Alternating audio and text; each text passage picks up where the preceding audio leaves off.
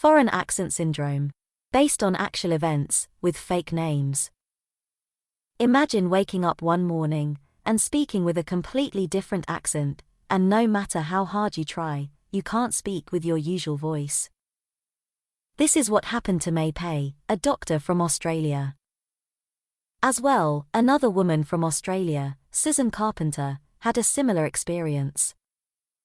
Susan went shopping with her aunt, and in the middle of a sentence her accent suddenly changed.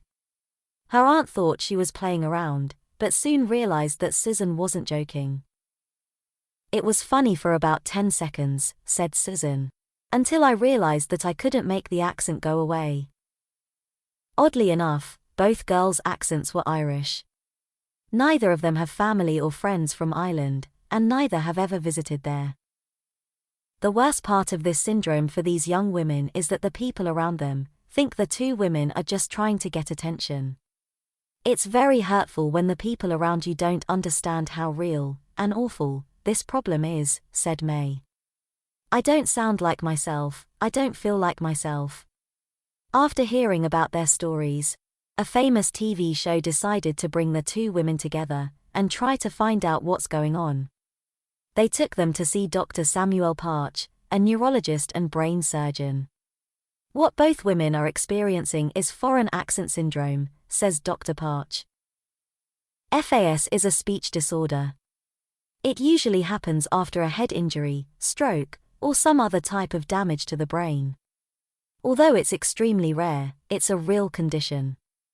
Only about 100 people have been diagnosed with this condition since the first known case in 1907. "It's a bit of a conundrum," says Dr. Parch, "because neither of them have had a traumatic head injury or brain surgery, and nothing unusual shows up in the traditional MRT scans. But there were some changes to both of them that may have contributed to their syndrome. In the one case, May had recently undergone a minor procedure, called a tonsillectomy, removal of the tonsils from the throat entrance. In the second case, Susan suffers from chronic migraines, frequent and serious headaches. So Dr. Parch gave both women a neurological scan of the brain. What he discovered was that the neurons in the language centers of the brain were firing abnormally. Compared to the normal brain, some neurons were firing too much, and some too little. This condition impairs their ability to control the muscles used to produce speech. So it's safe to say, these women aren't trying to fool anyone. This is for real.